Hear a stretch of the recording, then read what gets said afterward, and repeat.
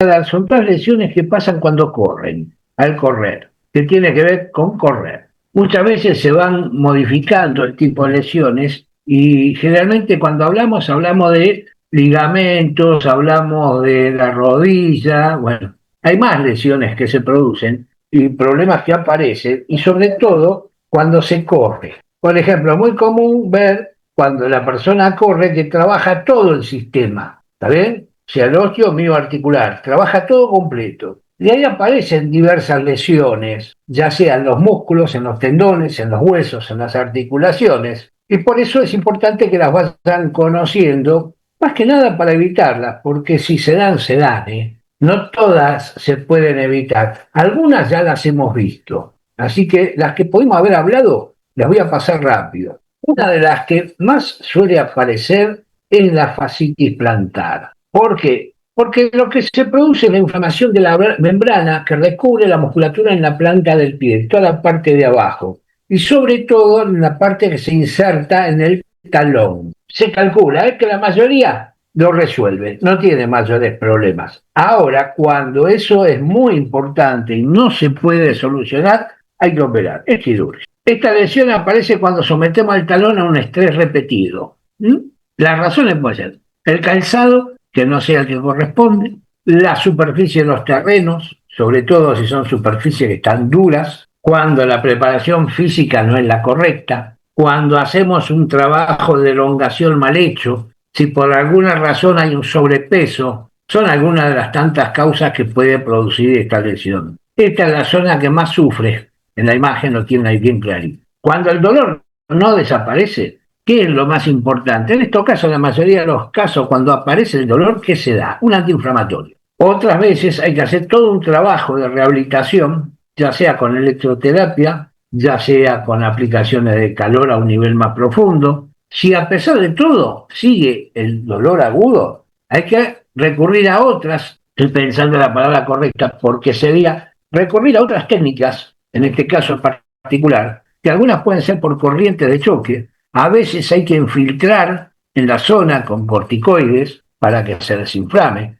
Y en algunos casos hay que llegar a la fascistomía, es decir, cortar la fascia plantar para relajarla. Otro de los problemas que aparecen son las tendinosis aquilianas, o sea, la inflamación de los tendones de Aquiles, básicamente. Los tendones no se lesionan de un día para otro, no es inmediato eso, sino que es la consecuencia de los microtraumatismos repetitivos. Al tener una exigencia, ya sea entre partidos y entrenamientos, estamos trabajando permanentemente sobre ese tendón. Supera su capacidad de adaptación y reparación, no le damos tiempo para que se repare y va produciendo cambios en las estructuras que son, por ejemplo, engrosamiento, se fibrosa. Entonces, ¿qué pasa? Aparece lo que nosotros conocemos por tendinitis, que es un proceso inflamatorio del tendón, o una tendinosis, que es un proceso que empieza a deformarse el tendón. Es un proceso degenerativo. Las dos son etapas de la enfermedad cuando un tendón ha sido sometido a un sobreuso y puede llegar básicamente hasta la ruptura. No es nada raro eso, así que en general la patología del tendón de Aquiles son lesiones por sobreuso que afectan principalmente a las personas que realizan actividades como correr y saltar, llegando a tener una incidencia más o menos del 10% en los corredores de alta competencia, para que vean que es bastante el porcentaje. La tendinosis es un proceso esencialmente degenerativo, multifactorial, son muchas las razones que conducen a alteraciones en la forma, en la estructura. La carga repetida del tendón de Aquiles durante la actividad deportiva y laboral está relacionada con el principal estímulo patológico que lleva a la tendinopatía.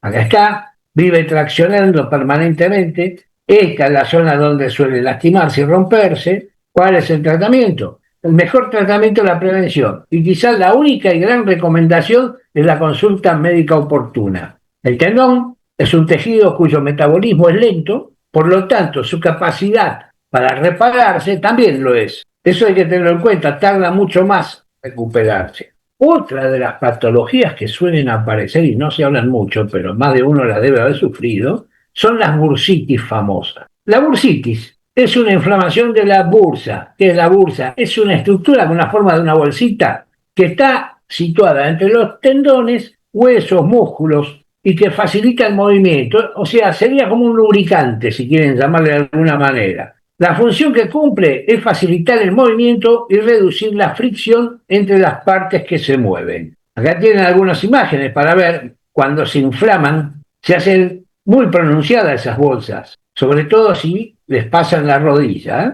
Las causas más frecuentes de bursitis son de origen traumático y se dan con mayor frecuencia en la zona de las rodillas, en especial la que afecta a la banda iliotibial. Este tipo de inflamación afecta el lado externo de la rodilla, la parte externa de la rodilla, y está compuesto de tejidos que con el correr permanente y el roce produce una inflamación formando una bursitis. ¿Qué hay que hacer en estos casos? En general, el ideal es parar, es parar unos 10 días, hacer un tratamiento kinésico, toda vez que de no cuidarse el dolor puede permanecer por largos meses. Ese es el problema, no es tan fácil. Acá tienen dónde están las bursas, en la rodilla, básicamente, y cuando se inflaman, se agrandan, se llenan de líquido, lo cual produce dolor. Acá tienen, por ejemplo, para que vean una imagen del codo, una bursitis olecraniana. Tenemos la otra bursitis en el hombro. Esta es la que sufren en general la mayoría de los arqueros cuando tienen problemas. Acá está la inflamación de la bolsa sinovial, ¿ven?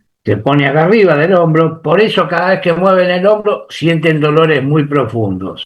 Después tenemos las que aparecen, y sobre todo trocanteritis o bursitis trocanteria, que es en la cadera, en la parte externa de la cadera, a este nivel, y ustedes se tocan justo lo que sería el borde del fémur y duele. ¿Por qué? Porque se inflaman, y acá está la imagen de cómo se inflaman las bolsas, en este caso. Otro de los problemas que alguna vez ya hablamos, algo que son las fracturas por estrés, sobre todo cuando la carga, la sobrecarga, está siempre sobre la tibia. La fractura por estrés se debe básicamente a microtraumatismos repetitivos, como la mayoría de este tipo de lesiones, ¿no? ¿Y dónde se da normalmente? En la tibia y el metatarso. ¿Por qué? Porque son los que soportan toda la descarga. En términos sencillos, una fractura por estrés es una falta de continuidad del tejido óseo. Es una pequeña grieta que se puede producir en los huesos después del uso repetido o prolongado. Entre los maratonistas, por ejemplo, o corredores, los sitios más comunes: tibia, hueso de la pierna, pantorrilla, en la parte baja. Acá tienen imagen para ver, ¿eh? Normalmente a esta altura se rompe la tibia. ¿Qué pasa? Cuando se rompe la tibia, no es de extrañar que se lleve puesta también el peroné. ¿Por qué? Porque el peroné nunca es tan fuerte como para soportar todo el peso del cuerpo. Ahora ustedes sí pueden romperse el peroné, por ejemplo, y estar parados porque lo soporta la tibia. Ahí tienen la imagen para ver cuáles son los puntos sensibles al estrés óseo. Fundamentalmente la tibia, el peroné y el metatarso. El metatarso, no se olviden que es porque descarga permanentemente ahí en la punta. Cuando corren, cuando saltan, siempre golpean ahí. Dentro de las causas de esta lesión se cuentan el practicar sobre superficies duras, el desarrollo de una técnica inapropiada de entrenamiento, el uso de calzado rígido, anormalidades biomecánicas, un pobre estado físico, no estar bien físicamente. Por ejemplo, la fatiga de los músculos en los jugadores mal acondicionados o entrenados en forma incorrecta crea un aumento del estrés en el hueso, resultando fractura por estrés. Otro de los que aparece muy seguido es la periostitis. ¿Qué es la periostitis? ¿Se acuerdan lo que era el periósteo? Antes de decir, vamos a decir que el periósteo es la membrana que recubre el hueso, que es rica en nervios y vasos, para que se entienda por qué duele después. Se produce por entrenar en terrenos duros y desiguales, con calzados duros, por ejemplo, lo que puede producir una excesiva vibración del periósteo. Con ello, una inflamación del mismo. La tibia es el hueso que más peso soporta del cuerpo, tiene poca protección muscular y es vulnerable a las lesiones por sobreesfuerzo. Acuérdense siempre de ese detalle. Acá están las imágenes para ver la zona normalmente de dolor a nivel de la tibia. Otra de las lesiones, pero esa ya no es para deportistas grandes, sino es para los deportistas jóvenes, y hay que prestarle atención, es el desprendimiento de las espinas ilíacas y se encuentra en la cara anterior de la pelvis. puede ser la espina ilíaca anterior superior o puede ser la espina ilíaca anterior inferior, cualquiera de las dos. Sobre todo en los jóvenes, desprendimiento de las inserciones de los músculos de traccionar se van soltando. Al frenar, por ejemplo, en una carrera o en medio de ella, el corredor siente un dolor punzante en la cadera y se desploma, porque se lo arranca, limpito. Tienen imágenes para ver. Cuando hay una fractura de espina ilíaca anterosuperior hay que meterle tornillitos. Se ponen tornillitos. A no asustarse, ¿eh? Se colocan con un atornillador eléctrico igual que pueden tener ustedes en su casa. Todo igual, ¿eh? No es para pensar que es algo. Después, las otras que siguen en orden son las roturas fibrilares. En todos estos deportes donde se corre, donde hay carrera, donde hay salto, donde hay giros, donde hay freno, hay rupturas fibrilares. Son de muchos tipos, ¿no? Son varios tipos. Pero, por ejemplo, en realidad tiene que ver con la cantidad de fibras que están implicadas en la lesión. Lo primero, lo más común, lo que llamamos un tirón muscular. ¿Qué es un tirón? Es una ruptura fibrilar, pero muy poca. Son pocas las miofibrillas que se lastimaron. El segundo tipo son rupturas parciales o desgarros, que ya implican varias fibras rotas. Después será más grave, menos grave, eso va a depender de los tamaños. Y por último, es la ruptura total, que es el extremo, cuando se corta el músculo totalmente. Las imágenes muestran bien claro las rupturas parciales, en este caso, y del otro lado tienen lo que yo dije que rompía muy pocas fibras, segundo grado, donde ya hay un desgarro importante, y la ruptura total, que sería de grado 3. Hay otra lesión que pueden tener los arqueros, y eso se debe a los saques que hacen con los brazos. Las condiciones patológicas en el hombro de un lanzador, frecuentemente, representan una disfunción de múltiples elementos en el sistema de control estático y dinámico, y además una deficiencia en toda la cadena cinética, ¿no? Los músculos como trabajan. Ahí aparece la terapia física y la rehabilitación. Deberían ser los que se encarguen de que todo fuera bien para que sean excepciones los problemas que aparezcan. Si no hay solución es quirúrgico el tema, ya aviso. ¿Por qué? Porque acá aparecen cosas como desgarros parciales del manguito rotador en la zona de la articulación. Manguito rotador que está acá atrás, que lo tienen acá, de tanto trabajar se rompe en partes, pero también se puede fibrosar o calcificar. Los desgarros de la porción superior del rodete glenoideo o labrum son comunes. Cabeza de húmero, el cótilo, la cavidad, está recubierta por tejido cartilaginoso y ahí va agarrado, pero eso se lastima. Sobre todo la parte superior es muy frecuente. El tratamiento quirúrgico puede ser exitoso en los casos en que las medidas no operatorias han fracasado. Los lanzadores que padecen de un déficit de rotación interna glenohumeral suelen mostrar una buena respuesta en la mayoría de los casos al estiramiento del sector posterior inferior de la escápula. Hay que empezar a mover todo, porque nosotros cuando movemos el brazo, suponemos que movemos solo el hombro. No, se mueve la escápula completa. Y si no, tóquense ustedes la espalda y muevan el brazo para donde quieran, van a ver cómo la escápula entra a moverse para todos lados, para arriba, para abajo, para afuera y para adentro. Por eso se llama báscula. Se va moviendo así. Esto para que vean por qué es tan importante el tema del hombro, en el caso particular, ¿no? De los arqueros que vuelan, se golpean, y es muy común. Bueno, fíjense que por acá pasan arterias, venas y nervios. Todo esto pasa acá, en esta articulación. Inclusive, acá abajo, pasan todas las raíces nerviosas, que es lo que se llama el plexo braquial. Son todos los nervios que salen del nivel cervical y van al miembro superior. Esta es una de las razones que cuando hay una luxación de hombro, personalmente, siempre digo, traten de que no se lo acomode el amigo, por acomodarlo, ¿no? Porque si lo llegan a apretar mal, apretan cualquier nervio de estos y no lo volvemos a recuperar ese nervio. Esto tiene que volver a encajar en el mismo lugar, sí, pero sin lastimar nada. Esta es la lesión de la que comentaba, acá está, los tendón, y acá están las carillas articulares de la cavidad glenoidea, esta es la cabeza de húmero, entonces nosotros nos vamos a encontrar que esto está lastimado. Esta lesión se llama SLAP, viene del inglés, labrum superior, anterior o posterior. Eso significa, es una lesión muy frecuente en la gente que trabaja con el miembro superior.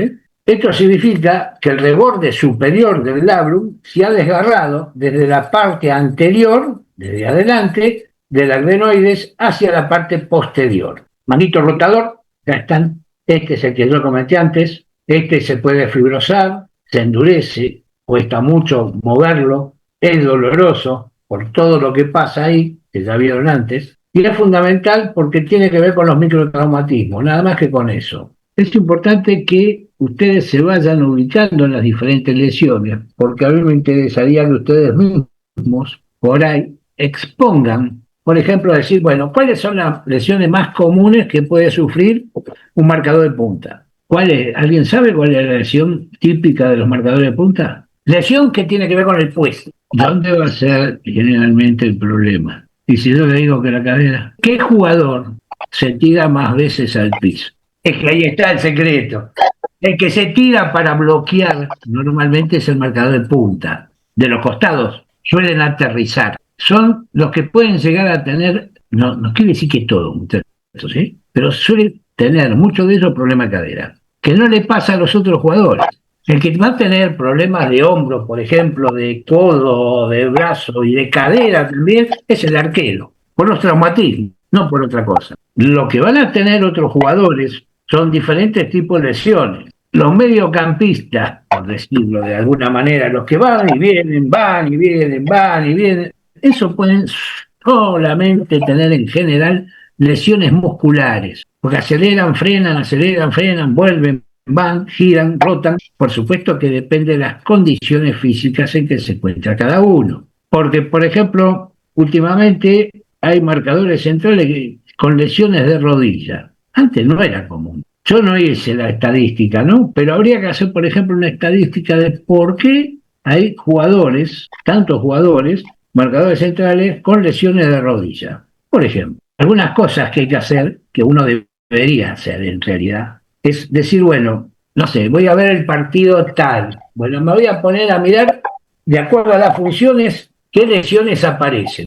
Por supuesto que es muy difícil que alguno lo haga pensando solamente en eso, porque va a mirar el partido de fútbol, va a hablar de fútbol. Pero sí es interesante ver en qué posiciones y en qué momentos se producen las lesiones, ¿sabían? Porque el accidente me refiero a un choque, un golpe, bueno, está bien, eso puede pasar, eso está dentro de la regla de juego. Distinto es que vos hagas un pique o saltes y por ejemplo, saltás y se te dobla la rodilla, tenés una esguince en rodilla. No es común que le pase todos los días, pero está pasando. ¿Por qué lo planteo? Porque si uno hiciera estadística, yo no me puse a hacer, la cantidad de jugadores que yo escuché este año con esguince en rodilla o ruptura de ligamentos cruzados, no hablo de los desgarros. Si ustedes analizan la cantidad de lesionados que hubo de ese tipo a lo largo del año, algo no está bien. ¿Aumentó la intensidad de juego? Sí, es cierto. ¿Le exigimos más de lo que deberían dar? Posiblemente. ¿Están preparados? Y esa es la pregunta del millón. ¿Por qué? Porque, por ejemplo, ustedes, cualquiera de los equipos, agarran. Todos tienen varios jugadores lastimados, no es que tenés uno. Y hay de todo, Por ejemplo, de lo que no hubo muchas quejas este año fue de problemas lumbares.